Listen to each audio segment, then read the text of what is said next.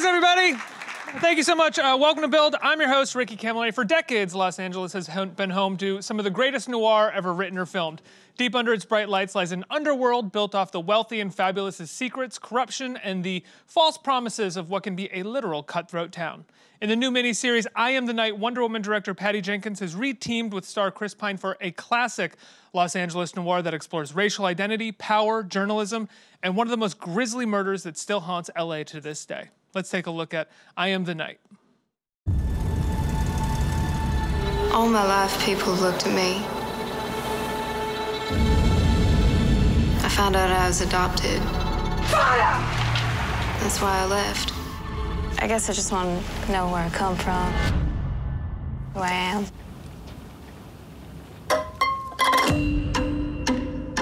So you got a case. It's 10, 15 years old. And this girl knows all about it. I'm nobody. You sure about that? Some stories don't want to be told. Some stories will eat you alive. He's guilty. I know it. I was right. I'm gonna find out everything.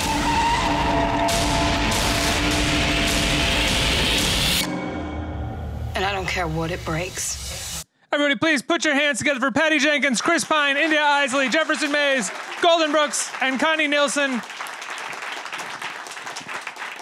Almost everybody from I Am the Night. Thank you so much for being here. Congratulations on this incredible miniseries. I'm a huge fan of noir. I'm a huge fan of LA noir, from James Ellroy to Raymond Chandler to Night Moves with Gene Hackman. It's just been such a phenomenal world that's been explored beautifully, but you kind of go all the way back to the beginning of LA noir in a way, the story that still haunts the city that every writer has been obsessed with. I think that launched a lot of novelists and movies, and that is the Black Dahlia. Is that what initially interested you in this story, in this memoir, or was it the other components of it? So it's an interesting story. It was the other way around because I am a true crime buff and I've read a lot of true crime. The Black Dahlia is deeply haunting and a terrifying story, but it's been told and great versions of it have been told. And, you know, I did not have a burning desire to add into that until I met a woman named Fauna Hodel, who a friend of mine said, you've got to meet this woman and hear her life story. And I said, oh, okay, cool. And, you know, we as filmmakers, you hear that a lot. But I sat down with her. And as she started telling me her story, I was a poor mixed race girl born in Sparks, Nevada, and didn't know what I was going to do with my life. And then, you know, people kept asking me why my eyes were so blue. And as she started to look into her past, this unbelievable series of events led her to discovering one thing after another about her past, which led her straight into some of the biggest mysteries in Hollywood history, and the Black Dahlia killer being one of them. And for the first time, I heard the story of the Black Dahlia in a way where I said, that actually makes perfect sense. It's a crazy crime. What's so amazing about that, though, is that's the Black Dahlia for so many writers and creators, is that they hear a version of the story that they feel like they can tap into. It keeps becoming this newly told story, and each time, for the most part, it leads us down a new trail of evidence. Exactly, and this one is another one of those. Also, interestingly, circles all the way back to he was. You know, George Hodel was one of the people most suspected and believed to have done it the first time around. So it's just interesting that he was one of the most important suspects, but the story's never been told quite like this, and certainly not in film. So it's a version of this. It's a road into this, but really through the lens of a woman whose life story was truly incredible and whose character really made it not just a dark and horrible experience. It was she was a wonderful force of light as much as her grandfather was a force of dark. Well, let's talk about playing Fauna Hodel. You play this woman who is so clearly having identity issues, to put it mildly. She's trying to figure out who she is. She doesn't feel comfortable in one world. She doesn't feel comfortable in another world. She's judged by both. Can you talk about creating that character and who Fauna was to you? Well, I mean, there was no creating the character, because it was pretty much just, you know, when I initially got the job, I bought Fauna's book on Amazon and I read it cover to cover, and she was just a very resilient very transient person though. So it was interesting finding the mix as it went along, because she starts out as quite naive, and who wouldn't be finding out this set of circumstances and just being put in that, and then discovering one thing after another. She goes from being very naive to having to survive and having to just take that and carry on. So I don't know if that answered your question at all, but... No, that does answer the question. I think we see the character change very quickly in the midst of the series. As she's been in LA for a brief amount of time, she suddenly starts to sort of look a little more like LA and look like she's trying to fit in there, as opposed to where she didn't fit in so much prior in her home before that. Chris, your character is in some ways, I believe he's a composite, right? And in a lot of ways, he's this wonderful LA noir character that a take on an LA noir character that we've gotten before, but in a subversive, better way. Did you go back and look at sort of old books or other movies, maybe Raymond Chandler or anybody else, to get some ideas for the character? No, I didn't. I'm a huge crime buff, and I'm an LA native, and have read Leonard and Elroy and love them both. To me, in many ways, you're right. In another version, he would be the private dick, that's haunted and going, or he'd be the Jack Nicholson in Chinatown, or whatever name you want to give him. For me, what talking about it recently in press, what I've actually found, I think the most interesting part about Jay for me is that he's a war veteran. And amongst many other different things, he's a guy that has seen the deepest, darkest, most heinous things that man can do to man. And just like Fauna gets embroiled in this world that she sees a part of that same prism, I know that same prism really, really well, just on a different, from a different point of view. The show is in many ways about these human beings coming to terms with their past, with their demons, with these things that want to drag them under and define them for the rest of their lives. And they're trying with every ounce of energy they have to get out of that muck and to create a fiction, so to speak, for their future that they can make their own truths. And that redemptive quality and that struggle and that desperation, for me, playing Jay, and on top of the fact, I always have a predilection for characters that, no matter how dire the consequences, there's some sort of gallows humor, and I always love to make Patty laugh. So, anytime I got a chance to hear her giggle at the monitor, I was happy. You do something different with the noir dialogue than I think I've ever seen an actor do, which is, I think most actors sort of really lean into the polish of noir dialogue, and I found your approach to it to be like Jay was a little stumbling at times, and he was oftentimes thinking on the fly and coming up with this stuff on the spot, which I thought was a really subversive take on how to approach noir dialogue. Well, I think we should be really clear. Our television show is noir in that it has certain tropes that would certainly characterize it as that, and obviously the Dolly has played into that quite a lot in his, historical literature about the time and the place. This is a real melting pot of all of that. So you have a character like Yul Vasquez, who plays the detective that's following me. I mean, he is straight up noir, and his dialogue is full and fierce and metaphor driven and all that kind of stuff. But in beginning this search of the character and finding the tone that we wanted to do, I talked to Sam and Patty and said, I'm going to have a really hard time playing the truth. Me as an actor, Chris Pine, if I'm going to have some latitude here to just find the stuff, find the words, find the moment, and find the truth, so to speak.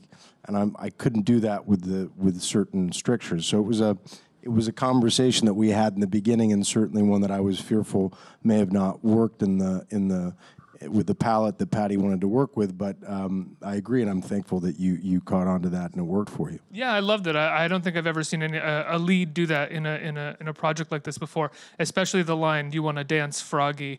Make a jump. There's a lily pad over here." Something along those lines. If only you could see all the takes. I mean, I heard that line and I was like, else. And I was like, I watched you do that line and I was like, you are a brave man for doing that and pulling it off. That is something I feel like most actors would read on the page and go, how do you want me to do this? That happened a lot. That scene, we had a lot of fun. Yeah, we had a lot of fun with that scene. I think the fun of that scene is that the guy that I don't know the actor's name. He was so good. Who plays this young this young reporter that comes back, and he's so good. And he kept on looking at me. He was giving me I don't know if he was giving me the actor the look or me the character the look, but I was like, what the fuck is this kid looking at me this way for? And then we found this whole character journey. He and I was like, I really didn't like this guy. And then it kind of went down another rabbit hole, and I was like, well, in another world, that was my role to Peter. Like, I was the kid. And now I'm not the kid anymore, and he's not my, my mentor, my daddy, so to speak. Now this is pissing me off. So it went down this whole the rabbit hole. I know Chris mentioned Sam, who is your husband, who wrote the whole series, right? Yeah. So this was kind of a great writer, Monica Bolesky, wrote with him on one episode as well. Wrote one episode. So this was kind of a family affair for you, right? Because didn't you told this story to Chris while you were on the set of Wonder Woman, essentially, and he kind of egged you on to make it, and now you're working with him again in the midst of making the second Wonder Woman. So did this feel a bit like a family affair for you? It really did, and it also was interesting because we weren't trying to show that we could do something between Wonder Womans. We were perfectly happy. I would have been you made quite a mini happy to take a break. 6-hour mini series. I would have been quite happy to take a break, but I accidentally told Chris the story one day, and Chris and I are always actively looking for things to do together. And he said, "I don't know if I should do that. You've got to do that one day."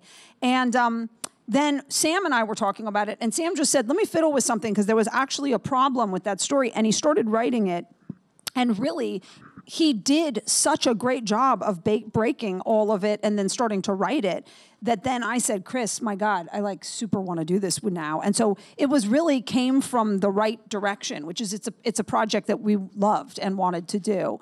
And yeah, always great to continue on. How did you actually do this in between the Wonder Barely. movies? Yeah. It was scheduled down to the moment, but everybody was super respectful that I really, Warner Brothers was respectful that I was trying to get this done quickly, and Chris just worked nonstop, coming straight out of Wonder Woman to his next film, and then into this, and then straight to Wonder Woman. So it's, we pulled it off, but I'm so happy we did. I'm so proud of the show and happy that I got to work with all these guys and drag Connie in again. Right, Connie. That's right. That's what I mean. Excuse me, Connie. It's a family affair because you're in this as well, and you're in the Wonder Woman films. So how did Patty approach you to be in this? Well, Patty called and said, I want to talk to you before you read this. I just want you to know that this is a completely outrageous, crazy character, and I think you're going to have an immense amount of fun. And I just basically said, I'm going to do it.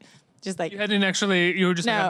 Of course, I'm going to do it. Yeah. You definitely are having fun while playing this character. I had a lot of fun. Yeah. Well, also because it's just like what Chris said. Like you kind of can't wait to hear that giggle behind the. So we're all kind of like trying to make Patty laugh, and then sometimes she's always like pushing you to go places that just doesn't even fit with your personality or your character or anything like that. And she's like, well, how about you try to do this? And I'll be like, do you remember the one in the car where I just couldn't be that mean? Like you kept on asking me, like, no, you have to be mean. Like you have to be super mean to her. Yeah, totally. And it's just really like was very hard for me because she's such an adorable. These are mentally healthy people playing not so mentally healthy people. Well, I think they're always fiddling with what that manifests like. Well, I think that's also noticeable on screen, going back to what I said about Chris's performance, having a different take on noir dialogue. But I think also there were moments in Golden's performance as well, right off the bat, where I was kind of like, that was not in the script. That's a director allowing an actor to play a little bit. For instance, when she sort of smashes the cabinet door in her face, like just in the side of a scene, that's rarely something that's in a script. That's something that you find being able to play on set. And you do such a wonderful job as this character.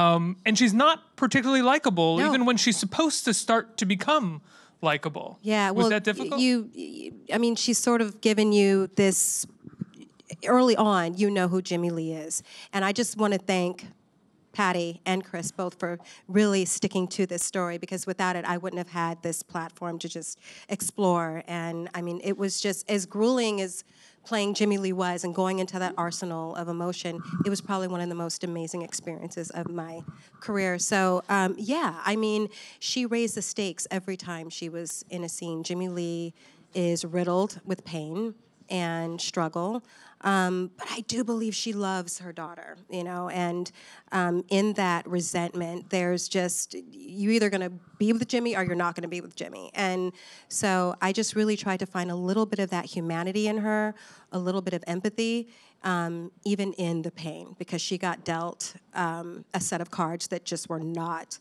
in her, you know, in her vision. So trying to play against that, which is what life is. You try to play against what's being given to you to fight against the tide. And I think that's what's so interesting about Jimmy Lee. And she was fun. She was hard, but she was fun. Well, it was a tour de force performance she gave as that character. Amazing. And I would say, I love when I watch something and you can tell that the director really likes the actor and is just enjoying watching the performance. And there are a few scenes with you where you are just sort of given what looks like one shot to do a 5 to 7 minute monologue, which I think we rarely see on television, be it miniseries or not, because TV's about cutting as much as possible. Can you talk about doing those scenes, and were you expecting to get the chance to do that? Well, you know, Patty is really good at, let's do one more. And I'm like, wow, Patty, we've done it 8 times. So it wasn't one shot. You mean 7 more. You mean, but and you know, your brain is like going into like that room where you're like, wait, what comes next? What am I doing? But I thank her for that, because I really, through each take, I found another layer. In those kitchen scenes where I'm throwing ice cubes at Fauna, like the fact that Patty would give me that room to explore. And those are those little nooks and crannies that really take a scene to the next level and define the dynamic between these two, between Jimmy Lee and Fauna. And I feel the more intense Jimmy Lee got, the sadder she was. And I think audiences will, I hope, kind of take that journey with her. And back to what Connie was saying, Patty's really good at stripping you down. I'm used to my hair, my makeup, and the whole thing. Patty was like, nope, stripping you down. And I'm so thankful for her for that, because she really, that's part of a character, you know, stripping the character and stripping you as an actor and getting you out of your comfort zone, because the physicality helps move the choices that you make. Jefferson, I first noticed you as an actor in Paul Thomas Anderson's Inherent Vice, which in some ways is, I wouldn't say is a companion piece to this, but it is born out of LA noir and born out of the mysteries and secrets of that city. And in this, you get to play a kind of classic villain, but one that we learn is empty and is a kind of disturbed human, not just because of how he's violent. What was your approach to the character? Because right away, he's just supposed to be all confidence, all bravado. Right. Well, the lovely thing about playing a villain is that they never think they are villainous. They're just behaving quite reasonably, and everyone else has the problem, essentially. They're entitled to behave that way. So it was wonderful to come and do these scenes, however disturbing, and creepy they were, with a free and easy conscience. And I really encourage you all to play a villain if you get a chance, because it makes you a nicer person in real life. It gives you a chance to exercise your own demons. And so I felt fine. There's a catharsis in saying the things that you would never say out loud. Precisely, yeah. Mm-hmm. So that was a thrilling discovery. Did you look at any other villains in other movies? Was it influenced by anything or anyone? No, I tried to respond to the text that was before me. I mean, I think noir, as American actors, is in our very bones. And I didn't feel I had to go and watch Double Indemnity or Alfred Hitchcock even, but I wanted to approach this freshly. And I think it's a remarkably fresh take on the whole genre. And you say it honors the tropes, but it also injects them with fresh life. And the language in Chris's capable hands and on the very page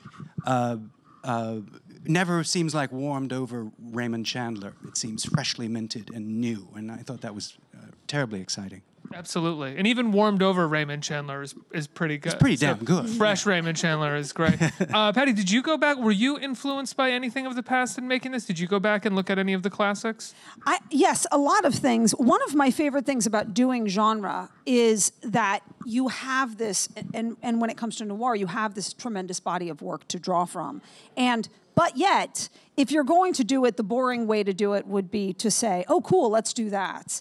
And so what I like is looking at it and understanding, but then furthering the conversation in some sort of way.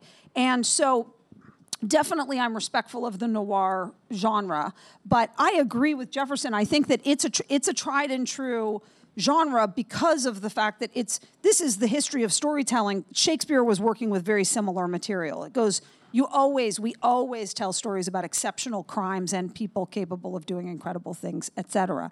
So there's this grand tradition of great drama that can be found in these true stories.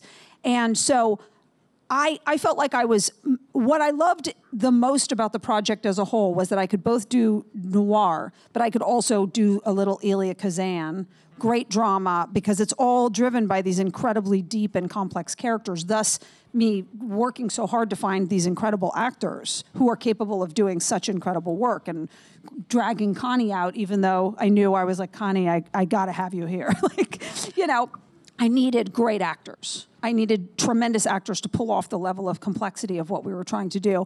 And then Hitchcock, I would say, pulled in a little Hitchcock, and you mix a new thing, and we ended up with something that I felt was like a fairy tale mixed with noir in this new way of trying to get attention that furthered the conversation a little bit. I don't want to give anything away, but one of the things that it injects into noir is, I think, into the conversation about men and artists and sexual misconduct is its approach to Hodel in its final moments, and that whole idea that we need to sort of be bad people to create risky work is a conversation that I haven't seen handled this way. Can you talk about that? Obviously not specifically that scene, but sort of crafting that idea and that story within this moment that we're living, where we're having this debate all the time? Yeah, definitely. I think what I loved about the story in the first place was there really is such an amazing story of identity and the search for one's identity, and what you collide into very quickly is greatness at what cost. So it ends up being, we all want to be something different. And in this case, Fauna only wants to belong. She wants to find her family and belong. And every single thing that she finds out about herself is a challenge to that. Whereas Jay used to want, Chris's character used to want to be a great man, but has given up on himself and hates himself now and thinks it's forever ruined. But this ignites the desire to be a great artist again. And meanwhile, George Hodel, the person that they're interacting with and running into, was willing to do absolutely anything to be the great man that he is now. And so watching that level of want and desperation collide, and each of them having to make a decision about greatness at what cost to you, like what is it worth to you, and what are you willing to do? And that was amazing, because that's yes, this is a extreme story that none of us can relate with, but we can all relate with that. It's an extreme story that you boil down beautifully at one particular moment that resonates in ways that are totally unexpected and almost outside of most of what you're telling within the miniseries. We have one question, I believe, from our audience before we wrap things up. Hello. So my question is, what emotions or the visions that you all trying to convey in this specific show in taking into account the notoriety of the topic? Taking into account which... The notoriety of the topic. Yeah. Sorry. So, there were we were trying to...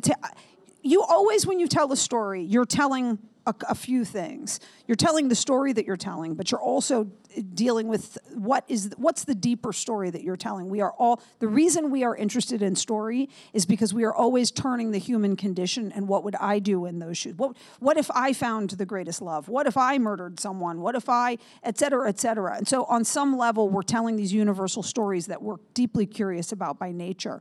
So to me, I think that's what it is. This is genre, yes. Wonder Woman genre, yes. but both of those movies are not about the genre to me. That's a secondary thing, and that's an enjoyable template to work in. But this is about identity and about the struggle that we all face so tremendously to find our place in the world. And that topic is so huge right now. You know, it's which is pure coincidence that we got a chance to make this. I tried to make this years ago and didn't get it to go. But what an interesting thing that this topic is as much discussed right now. And here's such an interesting story because these identities weave all over the place. Each of these characters' identities weave from like winner to loser to top to bottom wildly back and forth. And that's what's so fascinating because at the end of the day, what does that mean? Will that define you? Or do we define ourselves? What an interesting thing to play with each of them. You know, I'm curious. We keep saying the word genre, and we talk about Wonder Woman. We talk about this, and you know, Monster. I think nobody would categorize as a genre film, but yet it is a 90 minute to 2 hour movie. You have to do some of the things that a movie does. You have to think about how the audience is being affected and what you're doing on page 30 versus page 45. What are the big differences for you as a creator when you're doing something that is technically considered genre versus doing something that's not considered genre? Well, I think that always telling a great story in the right order and with the right amount of tension and speed is paramount, and that's what it is. And even though Monster was not one of the clear genres, there was a great path, and certainly like early Scorsese, and lots of people have told these stories about questionable characters, and a character story about that questionable character's journey and how they ended up where they were. In the 70s, they did a bunch of them. And so I was still adding to a great conversation that had happened. And yeah, listen, how to tell a great story is how to tell a great story. You're always leaning on the things that we've discovered about act breaks and what helps people to move along to the next thing. So yeah, you're always kind of within that. Guys, congratulations on I Am the Night. It's fantastic. Incredible work by your actors, by you as a director once again. Thank you. Sorry, go ahead. No, thank you. It premieres on TNT January 28th. It is called I Am the Night. Please give everybody a big round of applause and tune in. It's wonderful, great work. Thank you.